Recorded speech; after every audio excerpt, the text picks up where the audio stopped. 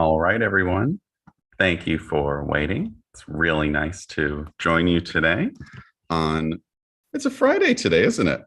Thank you for joining us on a Friday. Hope you're having a great start to your weekend and evening. Today, we will be talking about how to build a stellar academic profile, particularly through mentorship, research, and project-based work. So I'll be joined today by Danielle, and we will be going through all that we can to help you sort of shape your profile and become most competitive for your future admissions plans through research. So Danielle, in fact, is a PhD researcher in economics herself, and she's currently in a session. So she'll be actually supporting us today with questions. So with the Q&A. So if you have any questions at all as we're going through this, feel free to drop those questions in the chat box, and Danielle will answer those as soon as she can. And if we have any that are that she'd like me to touch on in the webinar today, then I will pause between a few slides and we'll get to those as well. So my name is David, as you know. I'm the co-founder and CEO of Tutoring and the Collegiate Mentorship Program.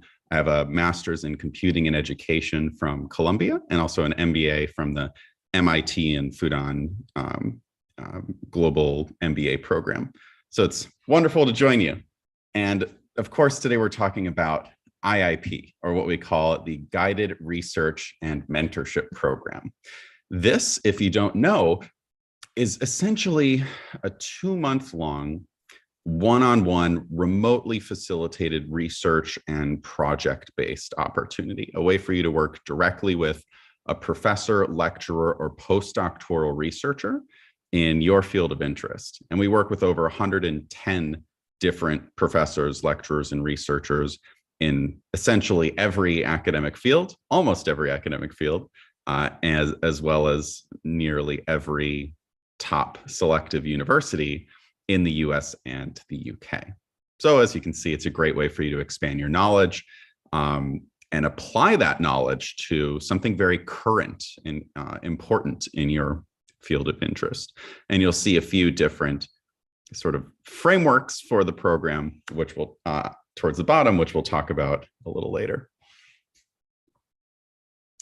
Here's a look at some of our wonderful mentors on our team of 110 plus. Some of my favorites are on here, such as Dr. Kempthorne from MIT, who's been with us for about 4.5 years. He's been lecturing at MIT for like 29 years, which is amazing.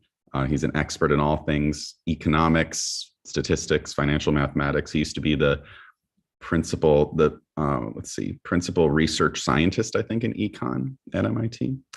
We also have Dr. Campbell on here from Brown, who's an amazing mentor. He's been with us for about 4 years as well.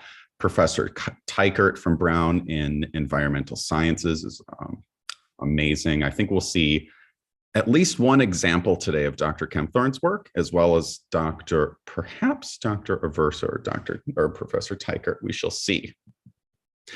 So this is just a small sample of the institutions where our mentors work at. So you'll see some of the top universities, both in the US and the UK, schools like Harvard, Princeton, MIT, Columbia, Yale, UPenn. It's also some wonderful institutions for very specialized programs. For example, you'll see RISD, Pratt, Berklee College of Music, for more fine arts, music composition, historical musicology, these types of fields as well, which we want to support students in. And as I said before, we work with mentors or professors, lecturers, and researchers in almost every academic field. I like to say almost every field, basically every field except for dentistry for some reason, though we are working to kind of bolster our team in that area. But basically every field, from all of the hard sciences, every form of engineering, computer science, data science, math, In the more social sciences, humanities side, we have most popular are things like economics, finance, certainly psychology, sociology, philosophy, the classics, art history, Greek, Roman history. These subjects make for some really interesting IIP projects, as well as fields like I mentioned, music composition, film, architecture, design, theater management. So there's always something, whatever your field of interest is, we have a mentor to support it, except maybe dentistry. All right. So like I said, 2-month long program. And during those 2 months, you have once per week one-on-one video sessions with your professor. And you're also communicating continuously via email between those sessions as you're working through your weekly tasks and research objectives, project, and typically paper. I haven't spoken so much about the paper yet, so I'll mention that now. So all IIP projects must culminate in a final finished product. For almost every subject, that comes in the form of a research paper that our students write under the guidance and supervision of their professor. I should also mention that with our education team's help, basically all of our students then submit their papers and have them published in one of several academic journals or youth academic journals. So that's a great way for you to showcase your skills and really prove those skills beyond just stating what they are. You can actually have some really tangible evidence there. So that's something that we support students in. Now, for fields like computer science, sometimes for fine arts, that final finished product can be a little bit different. We have students who will code apps, games, software that ties into electronics they've created. We've had students who have written new music, created music, written screenplays, created films. So there can be a bit of a varied final finished product, but for the most part, it is a research paper. You don't have to fly to London or Boston to do this program. It's entirely facilitated remotely, so from the comfort of your home.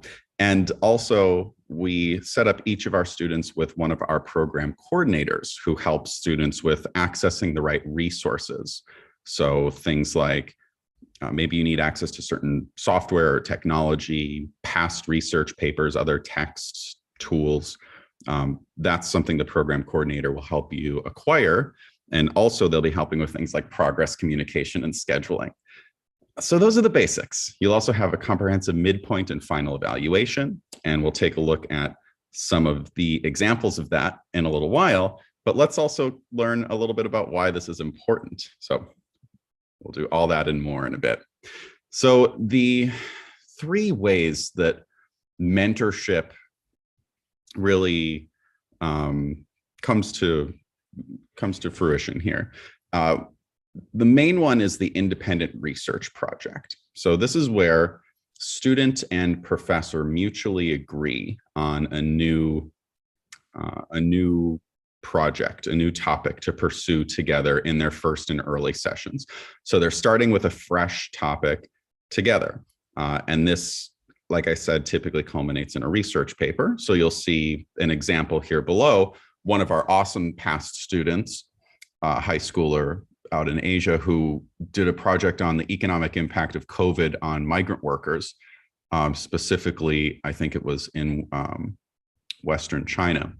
So this was a 28-page paper and was awesome and was published. And that's just one example of independent research. Actually, I do see a couple of questions I might want to get to here. Ramakrishna has asked about the student to mentor ratio. That's a great question. We keep close, careful track of how many, of what seasons in the year our mentors can take on students and how many students they can take on based on their other commitments and availability. On average, most of our mentors work with 1 to 2 students at a time. The maximum is typically 4. So depending on what other, say, how many other courses they might be teaching or what their workload is like in research laboratories they may be working in, then that can vary a little bit, but that's the typical student to mentor ratio. So for the internship, this is a little bit less common, quite a bit less common than independent research project, just because most professors aren't currently doing research that students can join in on. But there are some. And when that's the case, and when students of certain capabilities can contribute to it, we've had students do some very cool things in more traditional internship projects. Examples arise in fields like engineering, certainly data science, psychology, economics and entrepreneurship to some extent as well. So there are some great opportunities for this. One below, excuse me. One below is where one of our students worked with a professor of psychology to study the impact of solitary confinement on mental health of incarcerated individuals. So that was, I think, with the Harvard Prison Studies Project, which is very cool. So then the final framework here is what we call deeper learning. This is where, in some cases, we work with high achieving, dedicated students, of course, but students who haven't really had great opportunities to explore their field of interest in the context of their local opportunities or school. So this would be more nuanced fields, maybe like the example shows below, perhaps a particular film genre or something like sustainability. So when students have these interests, we want to give them opportunities to pursue them. So this is a way for students to basically build their foundation in the subject that they want to learn about, and then they can apply that knowledge later on to something that they may want to do in the future. So an example below is one of our students who wanted to learn more about 1950s war dramas as a film genre. So obviously not something she was learning in school, but we set her up with one of our great professors of film at NYU Tisch, the US's top film school, to learn about this genre and also to start writing screenplays. And she actually put one together for her student group in school. So they actually built a film themselves. Here's an example of just some of the academic journals that our students have been published in recently. So we'll see Springer publications, the Journal of Youths and Sciences, Curio, Exploratio is very popular, Journal of International Marketing, Teen Inc. We just had a student who was published in there last week, Journal of Young Investigators, Journal of Student Research, and many, many more, which can be more subject specific. All right. I'm just going to take a quick pause here and see if we have any questions that would be good to reply to. Great. It looks like we are all set there. Again, feel free to drop your questions into the chat box if you have any, and my colleague Danielle will address those.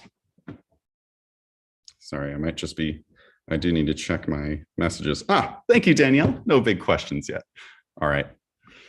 So let's move on to talking about some case studies. Today, I want to show you, I think we're going to look at 5 different case studies of past students.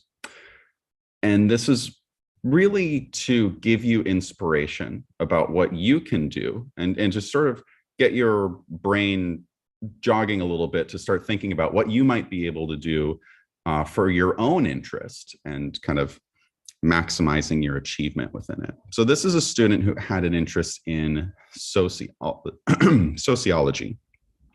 It's a student from Asia, but who is living in Georgia in the southern part of the US, 11th grader, very passionate about identifying the causes and impact of poverty on physical and mental health. So specifically, I think they were looking at how,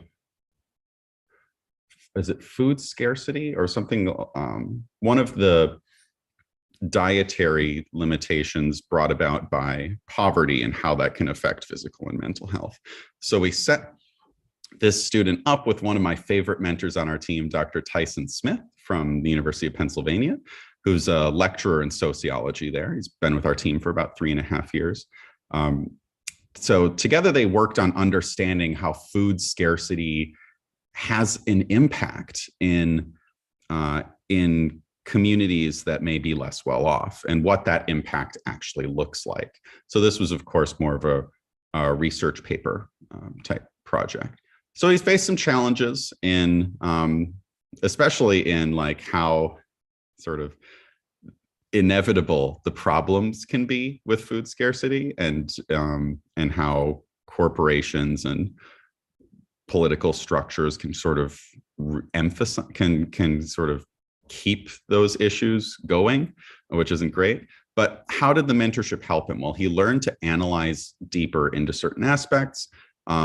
He delved into poverty in a much more academic and thorough analysis. And I think this really did impress Dr. Smith, because ultimately he was really thrilled with this student. Here's an example. Here's a little snippet of the student's research paper. So it's examining the effects of poverty on access to a healthy diet, obviously looking at both the mental health and kind of the physical aspect here. And I believe here he's working with secondary sources for data, visuals, and graphs that can support his analysis, and he can draw conclusions from that. But this was a really brilliant student. And as you can see, Dr. Smith was really impressed. And honestly, that's half of the battle, is impressing your professor, because we want outstanding results from this in both your written work, but also in your evaluations and in your potential for a letter of recommendation. Clearly, Dr. Smith was very pleased with this student. Let's see. Oh, yeah. So he was definitely willing to write a letter of recommendation for the student. And ultimately, he was accepted to literally the top 3 universities in the US, Princeton, Stanford, and Yale. So we're very, very happy for him. All right. Let me go back to the questions here real quick. We have one question about the cost of IIP. I want to mention any questions about the cost or the program tuition. There is, of course, a program tuition. Please do check in with your Manya representative, and they'll give you the specifics for the cost. I will also share contact information for Manya at the end of our webinar if you don't have that, so that you'll be able to reach out to them. Let me see. We also have a student who's asked, I'm a graduate of computer science. I would like to pursue this in higher education, whether a master's in data science is suitable or an MBA with data science is more suitable. Might be a good question for an admissions consultant, but my feedback on that is typically the most important thing is your work experience there, because the MBA, if it's a more elite MBA program, is going to want to see a few years of work experience. So if you have that, then you would be more competitive for that MBA route. So that might be the limiting factor. And if you do have that work experience, then you might be better suited for the MBA. So back to our case studies. This is a student from India. Oh, by the way, I should mention, I'm heading to India with Shabnam and with the Manya team in just a little over a month. So if any of you happen to be in, I think it's Hyderabad, Bangalore, Chennai, or Delhi, I would be thrilled to meet you in person at the local Manya Center. So I'm very excited for that trip coming up, and I hope I get to meet a few of you or more out there. All right, so this student, actually an undergraduate student, rising grade 12 from India, interested in public affairs, really brilliant student, interested in some very unique topics in public policy.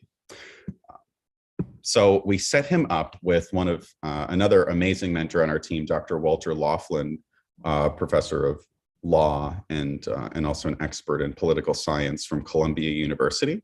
So together, they worked on a really interesting topic. They were analyzing the Tibetan government in exile in India.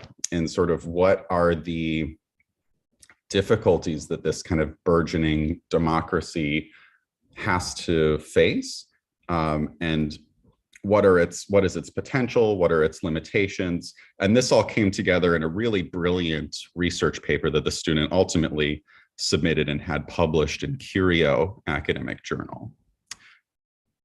I do want to show you a few examples of different pieces of the program that you'll encounter. So this is a meeting summary, one of many that are included in our meeting summaries comprehensive document, which the professor puts together after each session.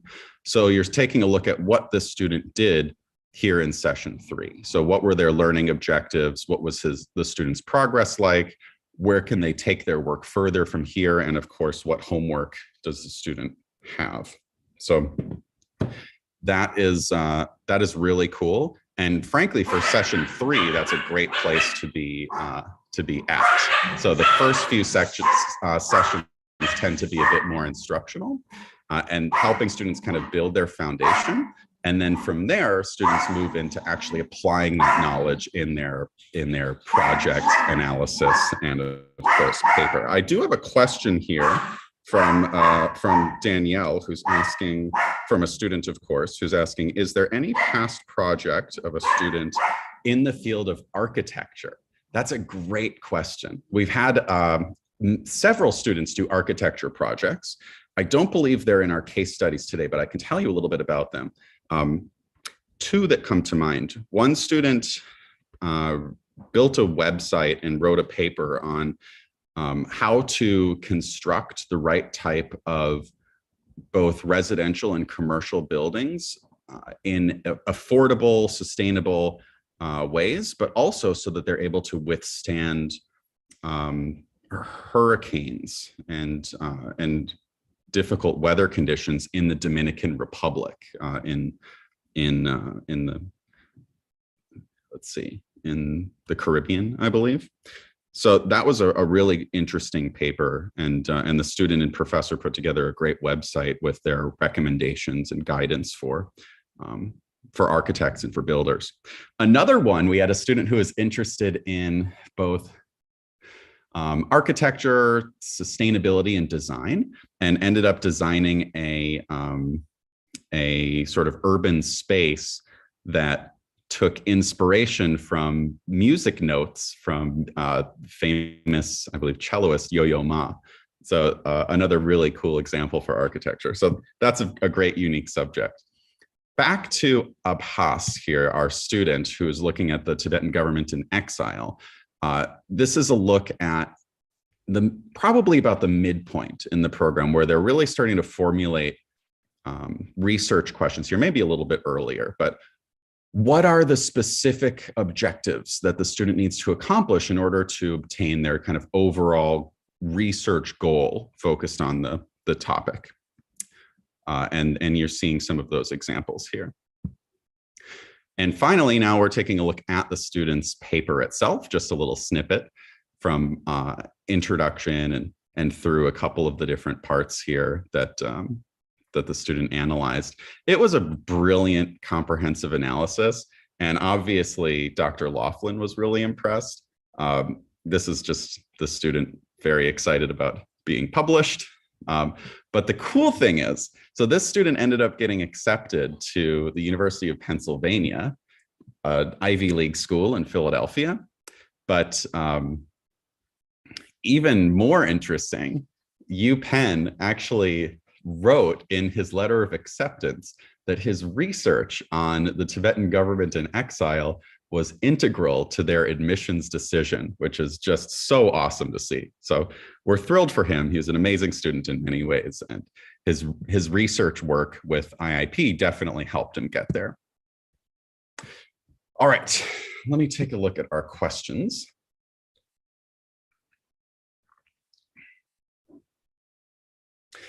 Aerospace or aviation? We have a question about a student who wants examples in aerospace. We've had multiple students do projects, both creating drones and designing them with different computer software. Those would probably be the most relevant examples. We also have students working with analyzing propulsion using different software, particularly MATLAB. So those would probably be the best examples. Are there any opportunities? Another question, another student's asking, are there any opportunities related to deeper learning and AI in general? Yes. AI, machine learning are two of the, and deeper learning are a few of the most popular kind of hot topics that our students love to analyze. So we have amazing professors in those fields, professors at Duke, at Harvard, at Brown, at NYU, at Carnegie Mellon, at Johns Hopkins, many amazing institutions. Obviously, it's a very important field. All the chat GPT stuff that's in the news right now is really interesting and important to kind of understand the potential in that area. So yeah, we have wonderful professors for that field, and obviously many of our students focus on that. So this is one of my favorite case studies here. This is a student from Asia interested in electrical and mechanical engineering who wanted to do something pretty unique. He was a swimmer. So he wanted to create technology that could analyze swimming performance. So we set him up with one of our great professors at Columbia in mechanical engineering, who's actually also on the leadership team at Pratt & Whitney, one of the top, one of the world's leading aerospace manufacturers. So together, they did some really amazing work. They actually designed a admittedly kind of ugly but functional waterproof electronic headset for analyzing athletic performance or swimming performance. So of course it would tell you your stroke, your speed, your heart rate, many other different analytics, and they actually coded software that would receive the data from the device and put that into a understandable format for people to view. So he ended up earning multiple patents for the device that he put together. He started creating multiple headsets and was selling them to other schools in his area or other swimming teams in his area. And then he also created a sort of a research paper. It was presented at a design conference in Manchester in the UK. But this was for both talking about his technology and also a bit of a product kind of competitor analysis. So we're looking at a little bit of the technology right now, but this is more of the competitor analysis here. So of course he wanted to compare favorably. He was starting to sell these compared to, like, you know, your Fitbit or Apple Watch or other devices. So what could his do that theirs could not, and vice versa. So this was a really cool project. Like I said, design conference presentation, published research, multiple patents, actual device, and he was an amazing student. He did end up getting accepted to some of the top universities in the US, including the University of Chicago, where he was given a full scholarship, which is unbelievable because it's not a Ivy League school. They have the ability to do that. But he ended up, I don't think he made his parents very happy, but he ended up choosing Caltech, which was his number one, his top choice. So we're very happy for him. He's at Caltech right now. So let's take a look if we have any other questions. I have a student who's saying, I'm interested in engineering, but I want to do a project in an arts section such as sociology or physiology. Interesting. I think there's more parallels between engineering and physiology than I can intuitively see in engineering and sociology. But yeah, why don't we talk a little, Adiva, why don't we schedule a time to talk a little bit more about that? I can talk about our experts in both areas, and maybe we could see how something would link up. Probably something in the medicine and bio area. We do have some brilliant mentors in medicine, biomedical engineering, physiology, neuroscience, who might be the best fit for that kind of type of integration. Always interesting when students want to combine multiple fields. We've had really unique ones, like I mentioned before, environmental sustainability, architecture, and music, which was a tough one, but it makes for some very interesting projects. And interesting is what you always want, right? Think about this. If you are applying to graduate school or to undergrad, on average, an admissions officer is going to read your application for maybe 15 minutes. And you've read things for 15 minutes in the past. You can probably think about what you remember from 15 minutes of reading. It's not a lot, right? So, but what admissions officers will remember are very unique pieces of your achievement and also the overall picture. What is that main area that you will contribute to in your future academic pursuits? And how have you contributed in that area already? So you want to have some very unique high achievement in that area. And that's why combining a couple of fields can, if you have legitimate interests in both areas, be a very impressive piece for you. I have a student who just said, I don't find any research excerpts or profiles on the internet of students mentioned here.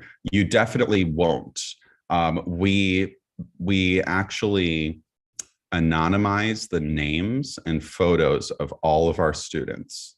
So for student privacy. So they are not their actual names. Everything else is accurate. So this is an example of one of our high school students who's actually from Asia, but based in Oregon in the US, who had an interest in something that many of our students are really interested in, which is data science. Now, many of our data science students will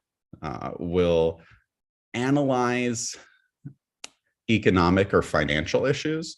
So looking at like the economic impact of COVID, of course, or and looking at that as the impact on different countries or industries or types of workers, or also, using data science tools for literally anything. We've had students analyze social media posts with these tools or do psychology related projects.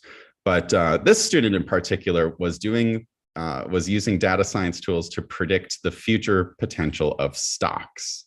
So this is this student, he did a paper called Analyzing the Skewness and Kurtosis of Stocks. This is a little bit of the work that the student did. He actually worked with Dr. Peter Kempthorne, one of our awesome professors in data science and statistics from MIT. So you're looking at work done in RStudio to visualize data, which the student was able to use to draw conclusions from in his research paper here, which was published in the Journal of Youths in Sciences. So actually a really cool paper that the student put together, which can give you somewhat of an indication of what types of investments to get involved in based on your sort of risk aversion. So clearly this student did a great job. He definitely impressed Dr. Kempthorne, who was very happy to write him a letter of recommendation. And the student ended up earning admission to some amazing universities, including New York University, NYU, as well as Wake Forest. So we're very happy for him. I think we have one or two case studies left. Let me just see if we have any other questions here. An individual project, or we collaborate with a professor on an ongoing project? Arshia, that's a great question. The question is, do I do a project individually with the professor, or do I join a project that the professor is currently working on? In almost every case, it's the former.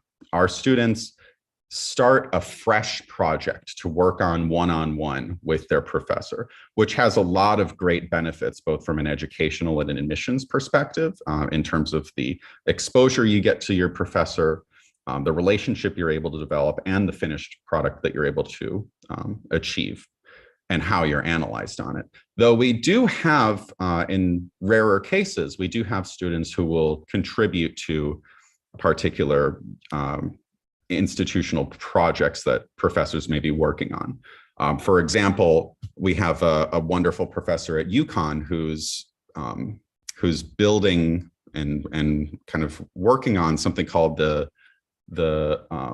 solar tree. So the solar tree project, obviously, it's like this giant metal tree that they've built on campus to analyze, to collect renewable energy, but also to run different analyses. So students who are experts in many different fields, from material science to mechanical engineering, or even electrical or computer science, can contribute to that type of project. So there are some examples of that, but for the most part, it's more of an independent research project.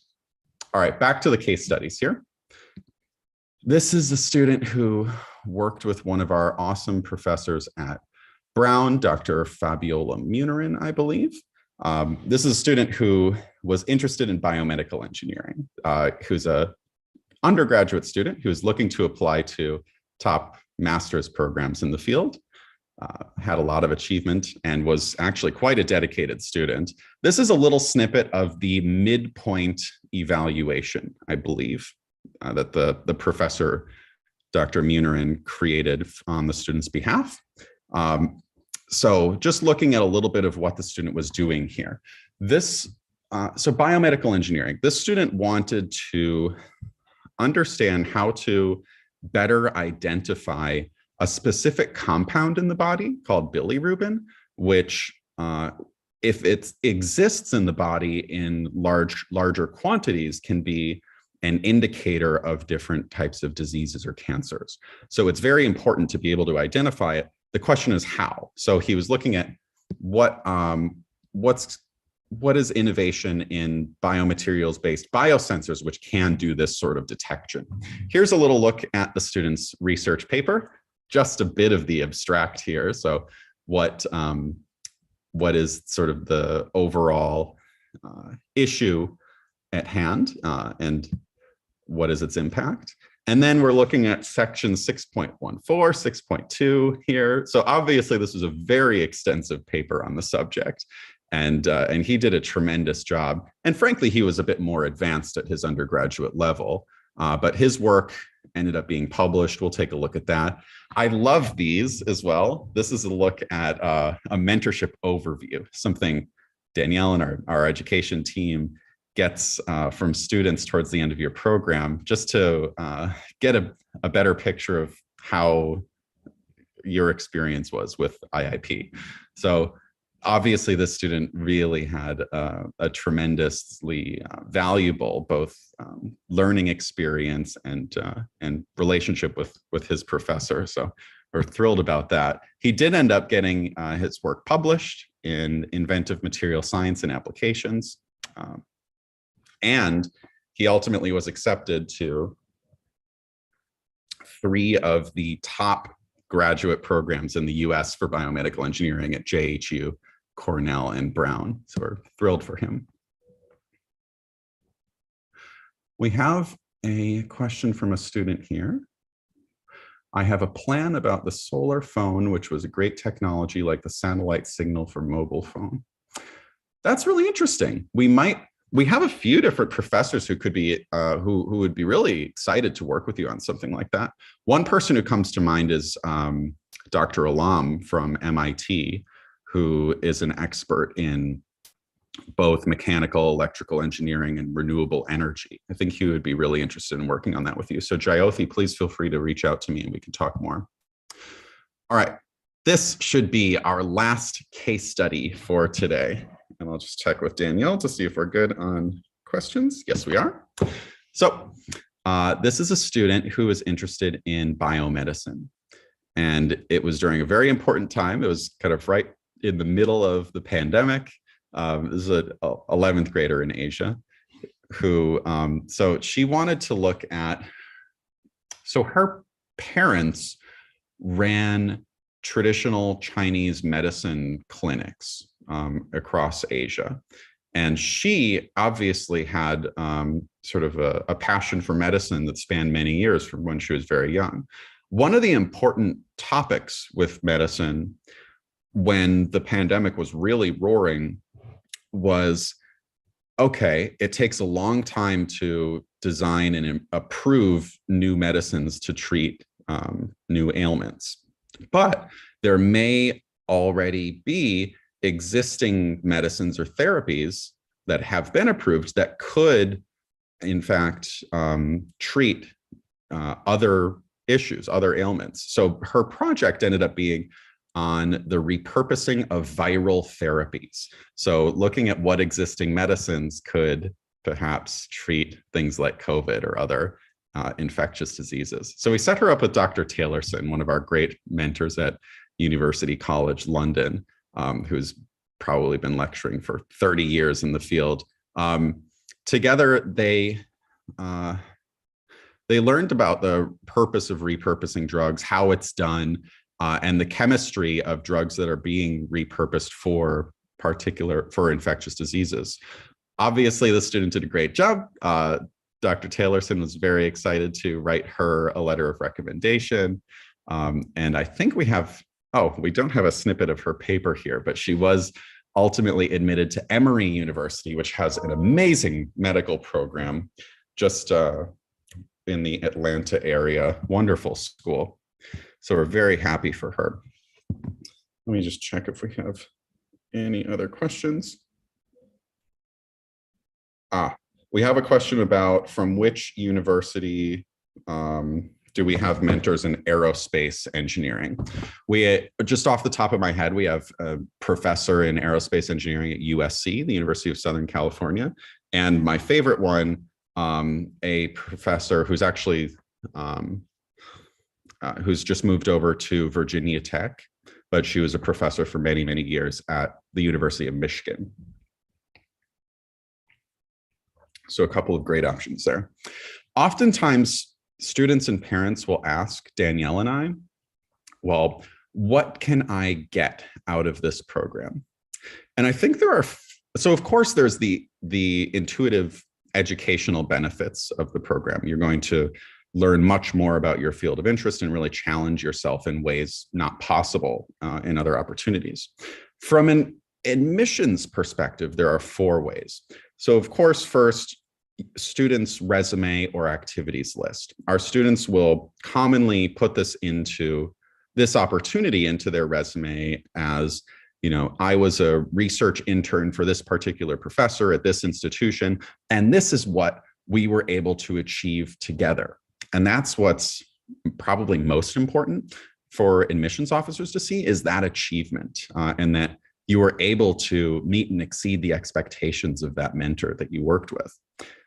Oftentimes, students will also be asked to write supplemental essays for graduate school or undergrad.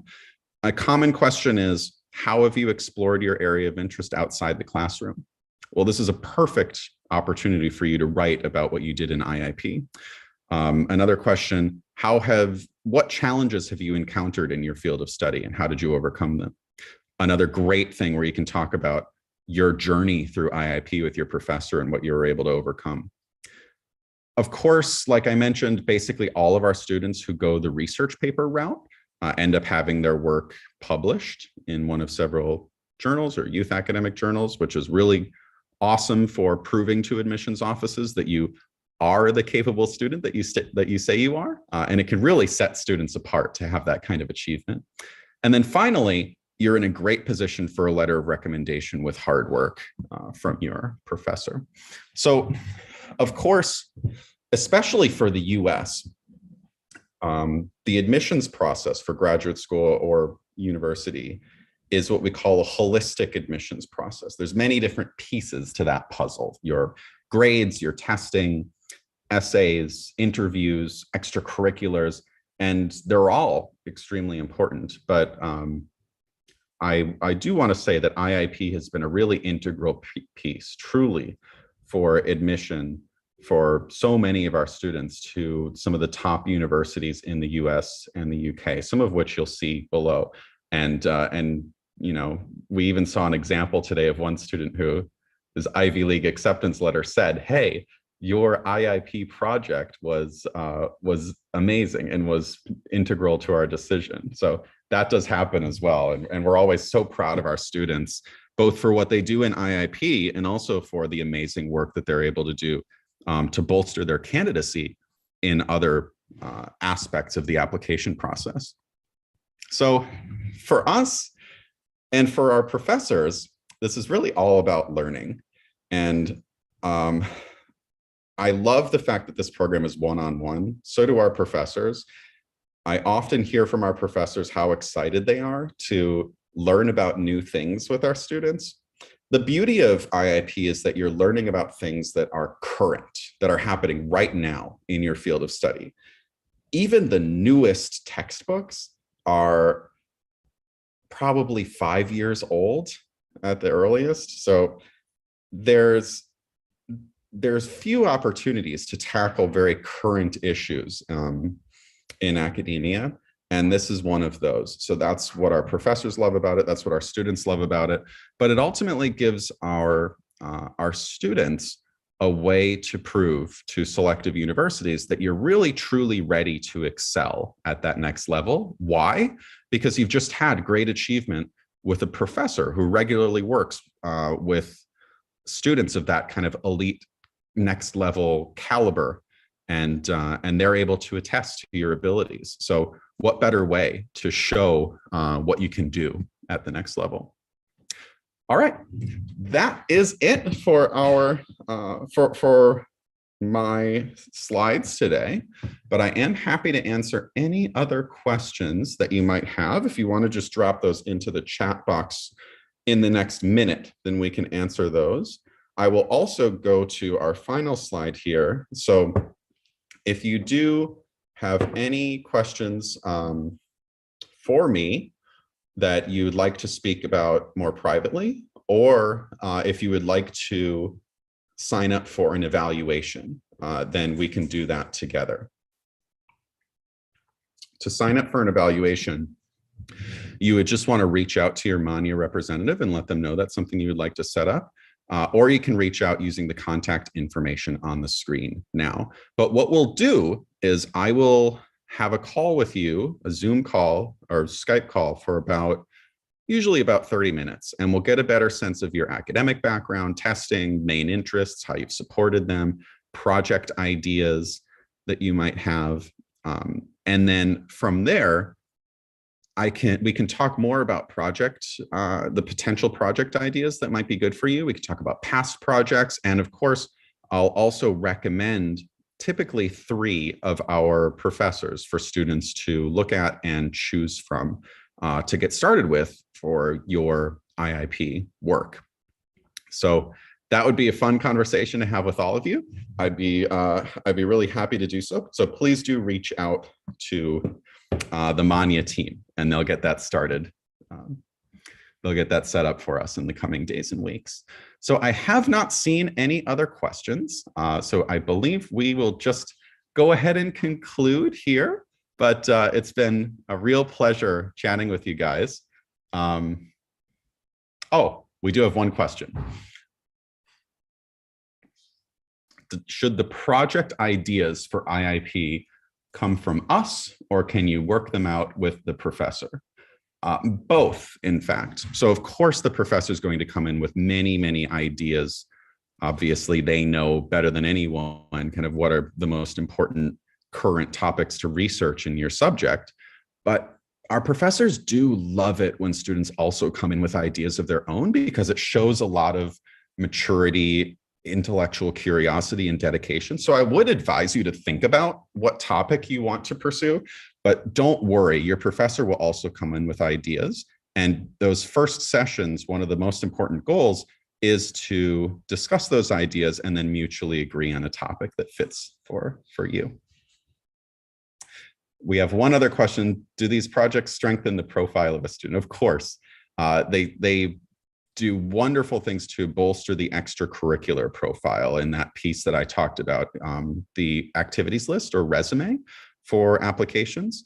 So what that is a spot where students can highlight their achievement that justifies that they're capable in their field that they either intend on majoring in or intend on pursuing a master's in. So what better way to justify that you are capable in that field than by, especially in the context of Western learning opportunities, than by working one-on-one with a professor at an elite institution and having great achievement in that area. So that's what this is all about. I also see another question about pricing. Do reach out to the Manya team and they will be able to give you any information on that. And I do hope to have evaluations with you all in the future. But it's been a wonderful time chatting with you guys. I hope you have an excellent rest of your Friday and weekend, and I hope we can talk soon. So thank you for your time, and thank you to Shubnam and the Manya team. Hope you all have a great day. Bye-bye.